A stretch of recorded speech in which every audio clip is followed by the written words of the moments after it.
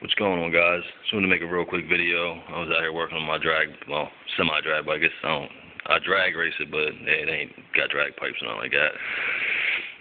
My other drag bike, I do have torn apart. I'm going to get to making that video. I haven't got even to finished working on it yet. It's just motor sitting out the bike, sitting there on the I guess workbench you want to call it, in my other garage. So when I get time to get over there, away from my newborn and my other son, and Christmas and holidays are over, I should have more time doing it, and hopefully have a camcorder by then, and I'll be able to, post videos together for you guys, and I can get more into detail. But I was out here working on this, figured I'd make a real quick video, say happy holidays to everybody, wish you all Merry Christmas, and hope your New Year's comes in good, and you guys have all the success and the blessings you guys can have in the next new year. But I just want to talk a little bit about sprockets. For you guys out there that, just getting into racing or even just riding dirt bikes or four-wheelers, and you don't have all the money in the world to go out and say, I don't know, these were $680 for the exhaust system on this. I mean, it's expensive, if you guys don't have the money put into all that. If you want to still get a little bit faster, you're racing your buddy in the woods, and he's still beating you a little bit, a good, easy, not digging in the pockets real deep to get you a little bit more speed. So basically what it is your sprockets. You guys that ride bikes know this already. It's probably going to be a boring video to y'all, but I appreciate you watching it. Basically, how it works is, it's kind of confusing to some people, but if you want to get more top end out your bike, you would go down 2 teeth in the rear, or down as many as you want, but usually it's 2.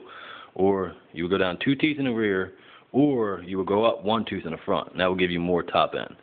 If you want, say, more bottom end, you want to be faster out of the hole, like if you're in the woods, or coming out turns where you decelerate and you want to recelerate, you want to get up and pick up faster, speed faster, you will want to go down a tooth in the front.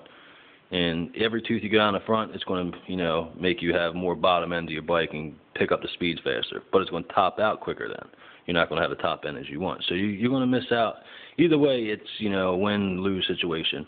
And if you, on the rear sprocket, if you want more acceleration, you will go up 2 teeth in the rear.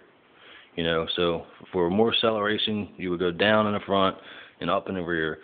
For more top end, you would go up in the front, down in the rear. If that makes any sense to you guys. I ain't trying to confuse you. I'm sorry if I do. But basically what I did here, I had Banshees come 14 on the front, 41 in the rear. That's teeth. So what I did was I had a 15 tooth on there, and I was topping out probably like 75 feet before the end of the quarter mile. So what I did was just went and put a $25 sprocket on the front. And now instead of having a 15 on the front, I have a 16. And basically, that works perfect, and it actually gave me a little bit more top end speed, a little bit faster. And all it did with the Banshees, you just take off the side vault. You got to take off the foot peg first, then the shifter. Then you take off things like 6 screws around the plastic side case, and that just in-houses the stator, cover, and flywheel in your sprocket. And you take the bolt off the sprocket, pull the sprocket off, and then back here you have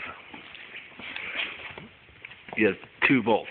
You have a top bolt, which is just to strength and hold it still, support bolt. Then you have a bottom bolt, which helps this housing. So here's a swing arm, and here's your bearing case. Helps that tilt, and that loosens and tightens the sprocket.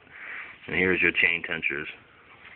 So you loosen all that up, and then put the front sprocket back on, and you tighten these in and snug these some, but so you can still have play.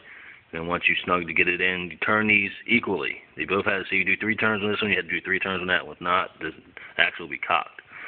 But you turn them equally, tighten it up, get the chain to where it's, you want a good 3/4 of an inch of play in the chain of slack. You don't want to pull too tight.